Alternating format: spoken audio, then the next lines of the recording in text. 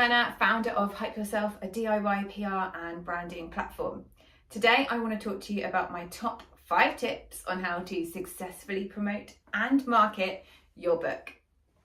Tip number 1, the promotion should actually start as soon as you land your book deal. What you want to be doing is taking your audience on the journey with you. So you start to build this army of ambassadors who are hearing all about the trials and tribulations that you're facing as you're writing that book. So then when it does come to pre-order, they've already been with you for months and they feel like they're part of a special club with you. Number 2, pre-orders.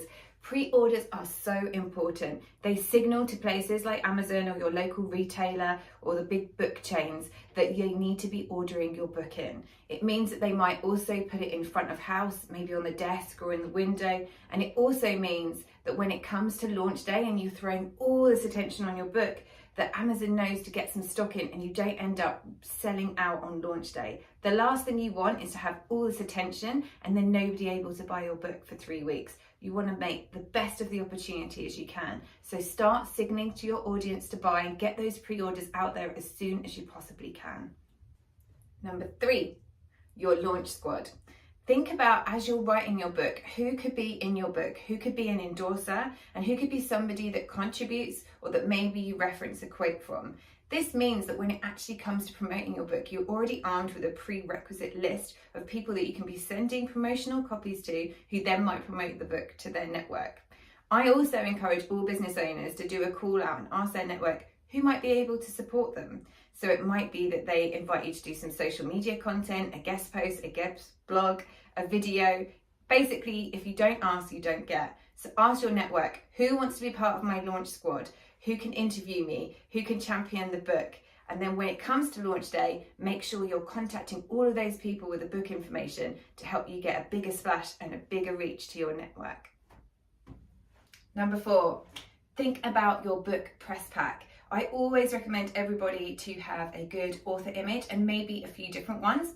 Sometimes different podcasts or panels will want landscape or portrait. And it's good not to just have the same photo of you circulating all the time, because people on their eye, when they're scrolling, they get used to the same images. So the more you can mix it up, the more you're going to attract the attention of your audience. Same for images of your book. You can never have too many photos of your book. Maybe it's with customers who've purchased it. Maybe you put it into a GIF. Maybe you put it on different colored backgrounds. Maybe you've photoed it in different lifestyle locations. But just think about all the ways that you can visualize your book to help attract the audience attention. I'd also make sure you've got 150 words, short, sharp and succinct bio about yourself with maybe 2 or 3 talking points of things that you could talk about. So me as a PR expert, for example, I might talk about how to PR your book, top 5 DIY PR tips, why you need a brand to promote your business, for example.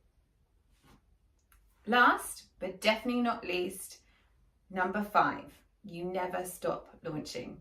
There's a bit of a myth when you launch a product or a service or a book or anything in your business that you're going to have this big wave of activity and then you can relax and you've finished. You need to constantly be reminding your audience about your book, why it's important, what the value is, asking people to review, submitting it for awards. The content of your book really should be able to last 2 or 3, if not 4 years before it maybe needs to be revised. So for the next few years, this is your book baby to promote and show to the world. So you don't stop promoting.